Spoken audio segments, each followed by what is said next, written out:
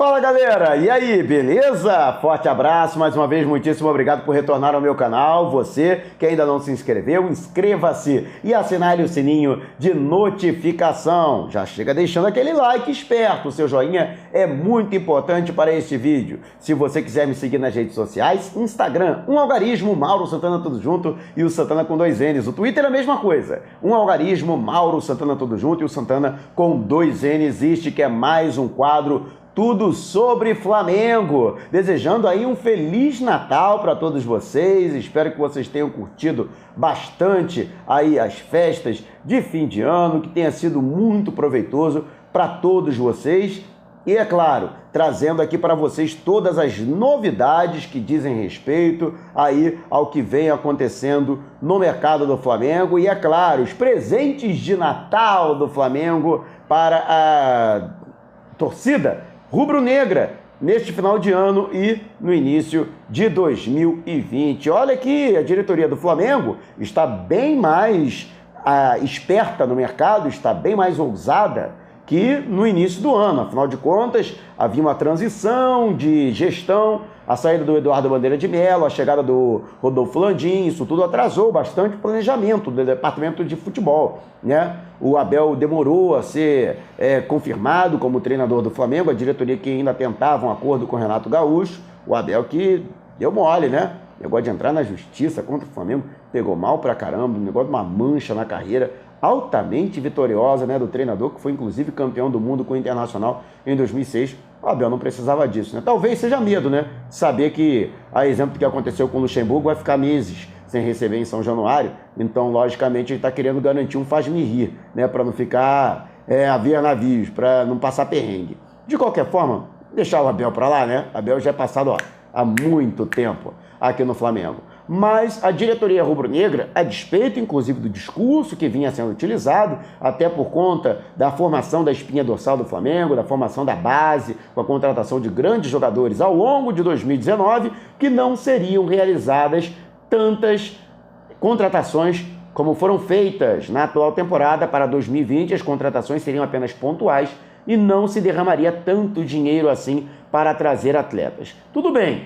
A questão do dinheiro, realmente, essa diretoria não é irresponsável, ela vai trabalhar em cima do orçamento que for definido pelo Conselho Fiscal e pelo Conselho Deliberativo do clube em votação neste final de ano. Estima-se que o Flamengo terá à sua disposição, Departamento de Futebol, cerca de 135 milhões de reais somente para contratação, somente para trazer reforços. Mas a diretoria já vem se antecipando, inclusive trazendo 2 jogadores a custo zero, teoricamente. Afinal de contas, são 2 jogadores que vêm, um vai receber salário, obviamente. O salário não será custo zero, ele não vai trabalhar de graça, ele vai receber salário. E o outro irá receber luvas que ficarão diluídas, né, ao longo do período do contrato e por isso, né, ele vai receber o seu salário e dentro desse salário mais luvas, vai receber aí um salário razoável no que diz respeito a um jogador de sua posição razoável, diga-se, sendo modesto, né? Na verdade, será um dos maiores salários para zagueiro no futebol brasileiro, mas isso, logicamente, levando-se em consideração o parcelamento das luvas que serão, repito, diluídas ao longo do contrato que ele firmará com o Flamengo. Estou falando do Gustavo Henrique, é um dos presentes de Natal da diretoria do Flamengo para a torcida, e o outro, Pedro Rocha, jogador que atuou pelo Cruzeiro, rebaixado Cruzeiro, mas se destacou neste Campeonato Brasileiro de 2019 e também nas demais competições ao longo do ano. O jogador pertence ao Spartak Moscou, será emprestado ao Flamengo nos mesmos moldes do que aconteceu com o Cruzeiro. O Flamengo vai pagar menos de 700 mil, algo em torno de 660, 690, entre 660 e 690 mil reais pelo salário do jogador, né, que recebe, na verdade, integralmente cerca de 1.200.000, mas o Flamengo vai pagar apenas parte desse montante, vai pagar apenas aí 2/3, algo em torno de 2/3 do salário, deixa até menos de 2/3, inclusive, coisa em torno de 60% dos salários deste atleta. Além deles, o Flamengo buscando aí um lateral direito, já que vai abrir mão de 2 deles, considerados reservas, né, substitutos.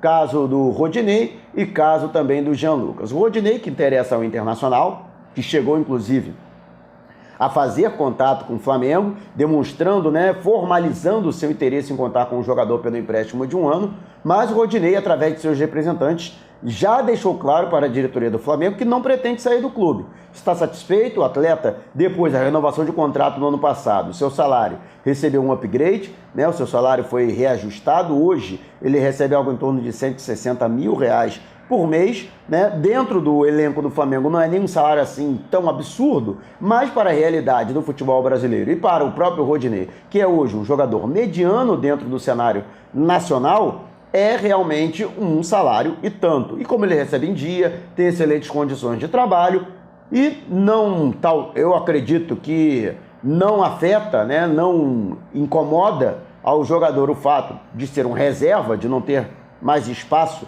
no time titular, ele fica no Flamengo, então é pelo menos a vontade dele não sair do clube. Mas a gente lembra, tudo é questão de persuasão. Afinal de contas, a diretoria do Flamengo pode ser hábil em convencer o jogador que para ele seria muito melhor ir para um outro clube, ter condições de ser titular, e nesse outro clube sendo titular e tendo até uma boa atuação, ele pode até retornar ao Flamengo, ele que tem contrato até dezembro de 2022, e brigar por uma vaga de titular. Por que não? Afinal de contas, Rafinha já está com 34 anos, em 2020 completa 35, com 35, e quando ele voltar, quando o Rodinei voltasse em 2021, Rafinha já estaria às portas de completar 36 anos. Será que ele já estaria ainda no pique de ocupar a lateral? Ele poderia migrar, por exemplo, para a volância, passar a atuar como primeiro ou segundo volante, e aí abriria uma brecha para o Rodinei, depois de respirar novos ares,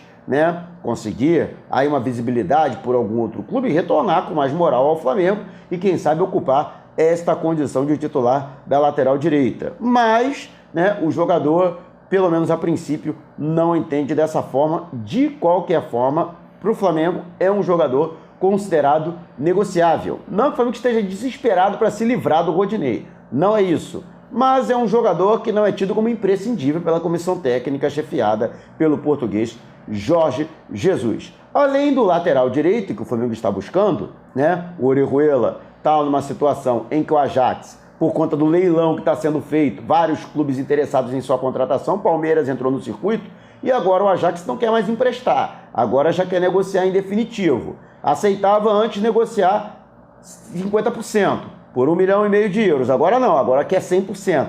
3 milhões de euros. Será que vale tudo isso, Orejuela? Será que vale a pena desembolsar esse valor? Coisa de 13, 14 milhões de reais para contratar este atleta?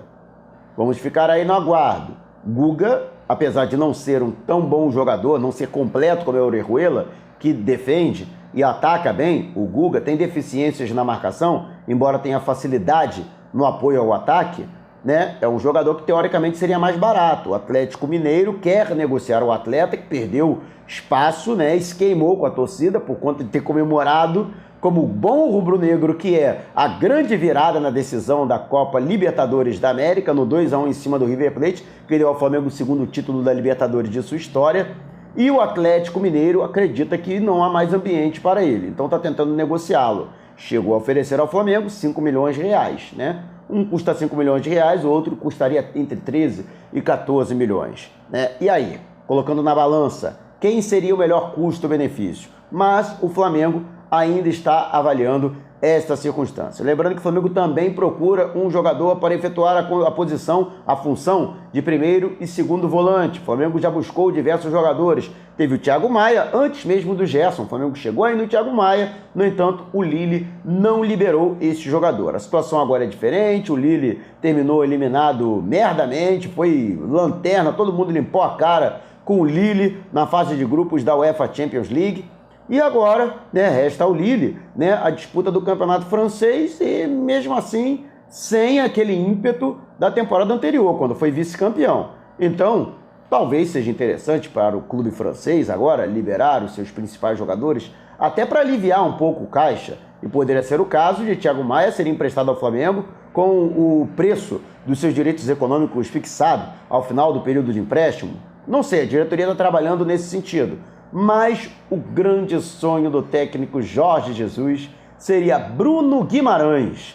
Este jogador, revelado pelo Clube Atlético Paranaense, é uma das grandes joias do Furacão e tem sido bastante valorizado. O Atlético de Madrid tentou a sua contratação, chegou a oferecer 10 milhões de euros. No entanto, o Atlético Paranaense recusou a proposta. O Atlético de Madrid já partiu para outras alternativas e já desconversou, né? Encerrou de maneira oficial as negociações para a tentativa do jogador. O Benfica de Portugal quer Bruno Guimarães, mas o Flamengo surge aí como um terceiro interessado e pode entrar na parada para contar com um jogador. Né? A intenção do Flamengo seria, né, ou empréstimo ou então comprar parte dos seus direitos econômicos e a outra parte permanecer vinculada ao Atlético Paranaense. E aí, havendo uma venda futura, afinal de contas o atleta tem apenas 22 anos e ele sendo vendido, o Atlético Paranaense também lucra, assim como o Flamengo. Veja bem, hoje 100% do Atlético Paranaense são X. Ele indo para o Flamengo, se notabilizando pelo Flamengo e depois sendo vendido, né? A metade desse X sobre 2 do Atlético Paranaense pode ser maior do que o X total que ele tem hoje. Então, é esse o discurso da diretoria para tentar convencer os dirigentes do Furacão para ceder o jogador ou por empréstimo ou então em parte de seus direitos econômicos. E o Flamengo que também está buscando o centroavante, isso não é mistério para ninguém. Afinal de contas, o Flamengo já estava fazendo isso, tentou o Balotelli, porém sem sucesso, e o Flamengo agora vai atrás de um atacante chamado Luiz Felipe, o atleta que atua no Sporting de Lisboa e vem aí sofrendo assédio de outros clubes da Europa. Ele que acabou se valorizando bastante. Para se ter uma ideia, ele atuava em uma equipe menor, não me falhou agora a memória, se você quiser acrescentar pode colocar nos comentários, e foi adquirido pelo Sporting Lisboa por apenas 500 mil euros, cara. E agora ele já está avaliado, o valor de mercado dele é de 10 milhões de euros, 20 vezes mais do que o investimento inicial do Sporting Lisboa. Olha, rapaz, que investimento. Ou seja, os portugueses consideram ele um jogador importante? Consideram.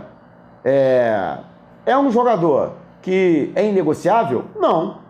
O Sporting Lisboa negocia. Agora, tem que botar 10 milhões na mesa, porque senão não tem conversa. De qualquer forma, é um jogador que agrada o Jorge Jesus, tem as características de um centroavante que ele pede, aquele centroavantão mesmo, centroavante clássico, jogador que fica mais fixo na área, que tem um bom cabeceio, que é um bom finalizador. Então, é um atleta que agrada bastante o técnico Jorge Jesus. A diretoria do Flamengo já buscou informações a respeito dele, mas, no entanto, até agora não houve proposta oficial nenhuma do Flamengo com relação à aquisição de seus direitos, seja para o staff do jogador, para os seus representantes, seja para os dirigentes do Sporting Lisboa. Então vamos aguardar o desenrolar dos acontecimentos, isso sem contar aquele argentino de 31 anos, cujo nome é um palavrão. Vou falar aqui, né? Afinal de contas, vou fazer o quê, né? É o nome dele, Caralho, isso mesmo. A pronúncia do argentino é Caralho, né? A escrita é Caraglio, mas é um sobrenome italiano. E na pronúncia italiana, logicamente na Itália isso não é palavrão, portanto, Caralho. O argentino que atua no futebol mexicano, no Cruz Azul, em 55 partidas na última temporada. Ele marcou 22 gols, é uma média razoável, de quase meio gol por jogo. Então, é um jogador que chegou a haver uma sondagem do Flamengo por este atleta. No entanto, não chegou a ser feita uma formalização, até porque há um recrudescimento do Cruz Azul em liberá-lo. Ele é um jogador considerado importante, o Cruz Azul não pretende negociá-lo, não abriu sequer conversa que deixasse qualquer tipo de possibilidade para negociação. Beleza, galera? Então, quero agradecer enormemente você ter assistido o vídeo até aqui. Se você tiver algo a acrescentar, pode deixar aqui abaixo. Peço que você não saia sem antes deixar o seu like, que é muito importante para esse vídeo. Se você não se inscreveu, não perca tempo. Inscreva-se e assinale o sininho de notificação. Se você quiser me seguir nas redes sociais, Instagram, um algarismo, Mauro Santana tudo junto e o Santana com 2 N's. O Twitter é a mesma coisa, um algarismo, Mauro Santana tudo junto e o Santana com 2 N's. Peço que você não vá embora. Depois do vídeo, você pode ver outros Tem aqui, ó, além de tudo sobre o Flamengo, você tem comentários sem freio, você tem as crônicas que eu compus em homenagem ao Flamengo, você tem o pós-jogo das partidas em 2019, você tem várias outras situações aqui que você pode passear pelo canal, você pode usufruir do conteúdo, beleza? Eu vou ficando por aqui, mas você pode me rever em algum outro vídeo. Combinado? Forte abraço!